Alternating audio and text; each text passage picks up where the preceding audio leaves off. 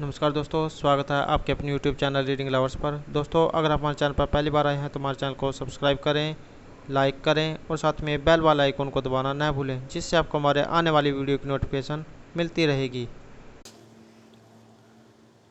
नमस्कार दोस्तों, स्वागत है आपके अपने YouTube चैनल रीडिंग लवर्स पर। दोस्तों, इस वीडियो में हम करने वाले हैं टॉप वन लाइनर क्वेश्चन जो आपके आने वाले एग्ज़ाम के लिए महत्वपूर्ण रहेंगे। और दोस्तों, वीडियो शुरू करने से पहले आप सभी को ज़्यादा दशहरे की हार्दिक शुभकामनाएं। और दोस्तों, अगर आपने जो हमारी पहले वाली वीडियो नहीं देखी है तो उसे आप आई बटन पे जाओ पर क्लिक करके देख सकते हैं। और इस वीडियो की PDF आप हमारे टेलीग्राम ग्रुप से भी प्राप्त कर सकते हैं। उसका लिंक आपको नीचे या डिस्क्रिप्शन में मिल जाएगा, या जो आप हमारे चैनल की जो प्लेलिस्ट है वहाँ पर जाकर अभी तक की जितनी वीडियो इन सभी का आप देख सकते हैं। और दोस्तों, इस वीडियो के अंत में हम जो है कल वाला जो हमारा क्वेश्चन था उस पर भी डिस्कस करेंगे, तो हमारे साथ अंत तक बने रहिएगा। तो हमारा फर्स्ट क्वेश्चन है, हाल ही में भारतीय प्रौद्योगिकी संस्थान रोपड़ के स्थायी परिसर का उद्घाटन किया गया है। यह जो संस्थान है ये किस राज्य में है? तो ये जो रोपड़ जो पड़ता है ये पंजाब में है। राइट आंसर है पंजाब। तो केंद्रीय जो शिक्षा मंत्री है रमेश पोखरियाल निशंक, इन्होंने हाल ही में भारतीय जो प्रौद्योगिकी संस्थान है रोपड़ के स्थायी परिसर का उद्घाटन किया है। और IIT Ropar Times Higher Education World University Ranking 2020 में 351वां जो रैंक है 400 में से इसमें आया है। और इस संस्थान ने कृषि और पानी के क्षेत्र में प्रौद्योगिकी नवाचार हब स्थापित करने के लिए 110 करोड़ रुपए का अनुदान भी प्राप्त किया है।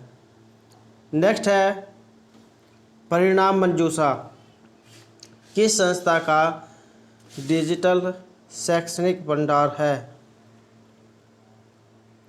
तो यह है केंद्रीय माध्यमिक शिक्षा बोर्ड।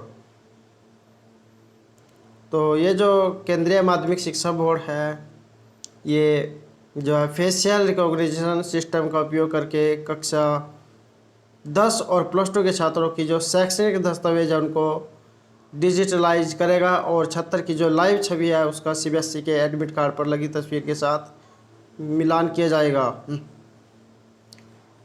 और यह जो एप्लीकेशन है यह केंद्रीय माध्यमिक शिक्षा बोर्ड के डिजिटल शैक्षणिक भंडार में उपलब्ध होगा।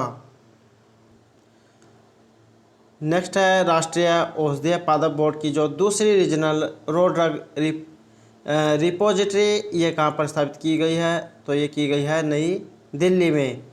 तो अखिल भारतीय आयुर्वेद जो संस्थान है ये नई दिल्ली में रीजनल रोड ड्रग रिपोजिटरी जिसे RRDR भी कहा जाता है का उद्घाटन किया गया है। और यह RRDR आयुष मंत्रालय के जो राष्ट्रीय औषधीय पादप बोर्ड है के द्वारा प्रस्तावित रिपोजिटरी की श्रृंखला में दूसरी है। और ये जो आयुष मंत्रालय है इसने 8 RDR और एक NRDR का प्रस्ताव किया है, जिसमें से 3 क्षेत्रीय रोड ड्रग रिपोजिटरी तैयार हो चुकी है। नेक्स्ट है, G20 anti corruption working group की जो पहली मंत्रिस्तरीय बैठक है ये इसमें भारत का प्रतिनिधित्व किनके द्वारा किया गया है? ये जो G20 की जो एंटी करप्शन वर्किंग ग्रुप की जो बैठक थी इसमें जो भारत का जो प्रतिनिधित्व है ये जितेंद्र सिंह के द्वारा किया गया है। और केंद्रीय मंत्री जितेंद्र सिंह ने G20 anti corruption working group की पहली मंत्रिस्तरीय बैठक में भारत का प्रतिनिधित्व किया है। और मंत्री ने जो वीडियो कॉन्फ्रेंस के माध्यम से जब इस बैठक में भाग लिया और अपने संबोधन के दौरान उन्होंने कहा कि जो भारत है ये भ्रष्टाचार और जो बेहिसाब धन है इसके खिलाफ शून्य सहिष्णुता की नीति के लिए प्रतिबद्ध है। उन्होंने भारत का जो भ्रष्टाचार निरोधक अधिनियम है 1988 के बारे में भी बताया है। नेक्स्ट है, किस देश ने कोविड-19 के इलाज के लिए एंटीवायरल दवा रेमडेसिविर का उपयोग करने के लिए पूर्ण स्वीकृति दी है? तो ये जो पूर्ण स्वीकृति दी गई है संयुक्त राज्य अमेरिका के द्वारा। तो ये जो US फूड एंड जो ड्रग्स एडमिनिस्ट्रेशन है इसने हाल ही में कोविड-19 के साथ अस्पताल में जो है बढ़ती मरीजों के इलाज के रूप में एंटीवायरल दवा रेमडेसिविर को जापान ने मंजूरी दे दी है। और यूएस एफडीए ने यह भी घोषणा किया है कि ब्रांड नाम विक्लेरी के तहत जो बेची जाने वाली यह कोविड-19 के लिए अब तक की अनुमोदित एकमात्र विशिष्ट जैव उपचार था। नेक्स्ट है, हाल ही में किस राज्य सरकार ने बेहतरीन शिक्षण माहौल सुनिश्चित करने हेतु 80,000 सरकारी स्कूलों में स्मार्ट ब्लैक बोर्ड योजना लागू की है। तो वहाँ पर जो है ये डिजिटल के माध्यम से स्मार्ट जो ब्लैक बोर्ड होते हैं उनके माध्यम से बच्चों को जो है शिक्षा दिलाई जाएगी। तो ऐसा करने वाला जो पहला जो राज्य है ये बना है तमिलनाडु। नेक्स्ट है, ये जो ग्लोबल हंगर जो इंडेक्स थे 2020 की, इसके अनुसार जो है 107 देशों की जो लिस्ट है इसमें भारत को कौन सा स्थान मिला है। तो इसमें भारत जो है ये जो 94वां जो स्थान है इस पर स्थित है। नेक्स्ट है, भारत और किस देश के बीच कोयले के बारे में 5वें संयुक्त कार्यदल की जो बैठक है ये 5 नवंबर 2020 को आयोजित होगी। तो भारत और जो इंडोनेशिया देश है इसके बीच जो कोयले के बारे में जो 5वीं संयुक्त कार्यदल की जो बैठक है ये 5 नवंबर 2020 को आयोजित होगी। नेक्स्ट है, भारत सरकार और एशियाई विकास बैंक ने किस राज्य में 450 किलोमीटर लंबी जिला सड़कों और राज्य राजमार्गों को ऑपरेट करने के लिए 177 मिलियन अमेरिकी डॉलर के समझौते पर हस्ताक्षर किए हैं। तो ये है महाराष्ट्र। नेक्स्ट क्वेश्चन है, भारत सरकार ने घोषणा किया कि जिस देश की नौसेना नवंबर 2020 में होने वाले मालाबार अभ्यास में शामिल होगी। तो भारत सरकार ने घोषणा किया कि कौन सा देश जो है जो नौसेना का जो अभ्यास था ये नवंबर 2020 में होने वाला था मालाबार, तो इसमें कौन सा देश भी जो इसमें शामिल होगा। तो ऑस्ट्रेलिया देश भी जो इसमें शामिल होगा। नेक्स्ट है, जर्मनी की किस टेनिस खिलाड़ी ने 31 साल की उम्र में संन्यास लेने की घोषणा की है। तो ये है जूलिया जॉर्जस। यह जर्मनी की टेनिस खिलाड़ी है जिसने जो 31 साल की उम्र में संन्यास लेने की घोषणा की है। नेक्स्ट क्वेश्चन है, कृषि कानून को लागू न करने वाला पहला राज्य। तो हाल ही में जो है कृषि को लेकर जो है मुद्दा जो है काफ़ी गंभीर रहा था। तो इसको देखते हुए जो पंजाब है इसने जो कृषि कानून है उसको लागू न करने वाला जो है पहला राज्य बना है। नेक्स्ट है, सीबीएसई की ओर से आयोजित होने वाली जो केंद्रीय पात्रता जो परीक्षा है सीटेट, इसकी वैधता 7 साल से बढ़ाकर कितनी कर दी गई है। तो इसकी जो वैधता ये आजीवन कर दी गई है। पहले जो इसकी वैधता ये 7 साल के लिए जो वैलिड होता था, अब जो इसको नेट जो जिस प्रकार यूजीसी नेट की नेट होता है लाइफ टाइम के लिए, उसी तरह जो है इसको भी करने की घोषणा की गई है। नेक्स्ट है, वह देश जो फेस स्कैन करने वाला पहला देश बना है। तो फेस स्कैन करने वाला पहला देश बना है सिंगापुर।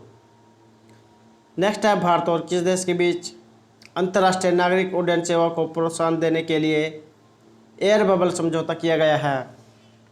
तो ये भारत और बांग्लादेश के बीच जो है अंतर्राष्ट्रीय नागरिक उड्डयन सेवा को प्रोत्साहन देने के लिए एयर बबल नाम से जो समझौता है ये किया गया है। नेक्स्ट क्वेश्चन है, केंद्र सरकार ने पहली बार किस राज्य क्षेत्र में पंचायती राज अधिनियम को अपनाने की मंजूरी दी है। तो ये है जम्मू और कश्मीर। नेक्स्ट क्वेश्चन है, अमेरिकी अंतरिक्ष एजेंसी नासा ने चंद्रमा पर पहली बार सेलुलर नेटवर्क बनाने के लिए दूरसंचार कंपनी का चयन किया। तो ये जो अमेरिका की जो स्पेस एजेंसी है नासा, इसने चंद्रमा पर पहली बार जो है ये जो सेलुलर जो नेटवर्क है इसको बनाने के लिए कौन सी कंपनी का चयन किया है। तो ये किया गया है नोकिया के साथ। और एग्ज़ाम की दृष्टि से ये वेरी इंपॉर्टेंट क्वेश्चन रहेगा। नेक्स्ट है, भारत ने किस एंटी टैंक गाइडेड मिसाइल का अंतिम परीक्षण किया है। तो ये है नाग मिसाइल। नेक्स्ट क्वेश्चन है, हाल ही में किस आईआईटी संस्थान ने कोविड-19 की जांच के लिए कोविरैप नामक एक नए डायग्नोस्टिक परीक्षण की खोज की है। तो ये है आईआईटी खड़गपुर। नेक्स्ट क्वेश्चन है, एलजी इलेक्ट्रॉनिक्स ने किस खिलाड़ी को अपने home solution brand LG signature का जो ग्लोबल जो एम्बेसडर है ये बनाया है। तो ये है लुइस हैमिल्टन। नेक्स्ट क्वेश्चन है तेलंगाना के किस पहले गृह मंत्री का हाल ही में हैदराबाद में निधन हो गया है? तो ये थे नरसिम्हा रेड्डी। ये तेलंगाना के जो है पहले गृह मंत्री थे जिनका हाल ही में हैदराबाद में निधन हो गया है। नेक्स्ट क्वेश्चन है हाल ही में जो है पार्लो एग्रो कंपनी है इसने कौन सी जो अभिनेत्री है जिसको जो ब्रांड एम्बेसडर नियुक्त किया है? तो यह है प्रियंका चोपड़ा। नेक्स्ट है भारतीय वायुसेना की किस पहली महिला अधिकारी विंग कमांडर का हाल ही में निधन हो गया है? तो ये जो है पहली महिला अधिकारी थी विंग जिनका हाल ही में निधन हो गया है, तो ये थी विजय लक्ष्मी रमनन। नेक्स्ट है वह राज्य सरकार जिसने हाल ही में प्रदूषण को लेकर रेड लाइन ऑन गाड़ी ऑफ अभियान शुरू किया है? तो ये है दिल्ली की सरकार के द्वारा, क्योंकि हाल ही के दिनों में जो प्रदूषण की समस्या ये जो दिन पर दिन बढ़ती जा रही है, तो इसको लेकर जो है दिल्ली की जो सरकार है इसके द्वारा रेड लाइन ऑन गाड़ी ऑफ के नाम से जो है अभियान ये चलाया है। नेक्स्ट है लगातार आईपीएल के 2 मैचों में शतक लगाने वाला पहला खिलाड़ी। तो ये जो हाल ही में जो ये आईपीएल चले हुए हैं, तो इसमें जो है 2 मैचों में लगातार शतक लगाने वाला जो पहला खिलाड़ी बना है शिखर धवन। नेक्स्ट है रिलायंस जियो ने हाल ही में किस देश में क्वालकॉम कंपनी के साथ मिलकर 5G तकनीक का सफल परीक्षण किया है? ये किया गया है अमेरिका देश के साथ। नेक्स्ट क्वेश्चन है भारत सरकार ने किस देश को एक और बड़ा झटका देते हुए जो रेफ्रिजरेटर जो एसी होते हैं इसके आयात पर प्रतिबंध लगा दिया है? तो चीन देश के आयात पर जब प्रतिबंध लगा दिया गया है, और हाल ही में भारत के द्वारा जो टिकटॉक या जो चाइनीज जो एप्लीकेशन थी उन सभी को बैन कर दिया गया था। नेक्स्ट है भारत के किस राज्य में शिपलेन परियोजना स्थापित की जाएगी? तो ये परियोजना जो है गुजरात में स्थापित की जाएगी। नेक्स्ट है यूनेस्को में भारत के स्थायी प्रतिनिधि के रूप में किन्हें नियुक्त किया गया है? तो ये यूनेस्को में भारत के स्थायी प्रतिनिधि के रूप में जय विशाल वी शर्मा को नियुक्त किया गया है। हमारा अगला क्वेश्चन है दिल्ली एवं जिला क्रिकेट संघ DDCA का जो निर्विरोध जो अध्यक्ष है ये किन्हें चुना गया है? तो ये चुना गया है रोहन जेटली को। तो दोस्तों ये थे हमारे आज के जो करंट जीके के महत्वपूर्ण क्वेश्चन। अब दोस्तों कल वाला जो हमारा क्वेश्चन था उस पर बात कर लेते हैं। तो हमारा क्वेश्चन था कि हाल ही में कौन जो 200 IPL मैच खेलने वाला पहला खिलाड़ी बना है? तो राइट आंसर था ऑप्शन बी महेंद्र सिंह धोनी। तो क्रिकेटर जो है महेंद्र सिंह धोनी ये 200 इंडियन प्रीमियर लीग जो IPL है ये मैच खेलने वाले पहले क्रिकेटर बने हैं। और आपको बता दें कि उनके बाद मुंबई इंडियंस के कैप्टन रोहित शर्मा का नंबर आता है जिन्होंने अभी तक जो है 197 मैच खेले हैं, और उनके बाद सुरेश रैना 193, कोलकाता नाइट राइडर्स के जो दिनेश कार्तिक 191 और रॉयल चैलेंजर्स बेंगलुरु के कप्तान विराट कोहली 186 स्थान पर हैं। तो दोस्तों ये थे कल के जो होमवर्क क्वेश्चन से संबंधित कुछ महत्वपूर्ण जानकारी। अब दोस्तों हमारा आज का होमवर्क क्वेश्चन है प्रतिवर्ष संयुक्त राष्ट्र दिवस कब मनाया जाता है? ऑप्शन है 24 अक्टूबर, 25, 22 या 20 अक्टूबर को। दोस्तों इस क्वेश्चन का आंसर आपको कमेंट बॉक्स में देना है, और आंसर के बारे में आपको जितना ज़्यादा पता हो उतना लिखा करें, क्योंकि जो चीज़ आप जो लिखते हो जो लंबे समय तक आपके माइंड में रहती है, इसलिए जितने ज़्यादा हो सके उतना लिखा करें। और दोस्तों अगर आपको हमारे क्वेश्चन अच्छे लगे हो तो हमारे चैनल को सब्सक्राइब कीजिएगा, लाइक कीजिएगा और ज़्यादा ग्रुपों में शेयर कीजिएगा। और दोस्तों हमारे साथ अंत तक बनाने के लिए धन्यवाद।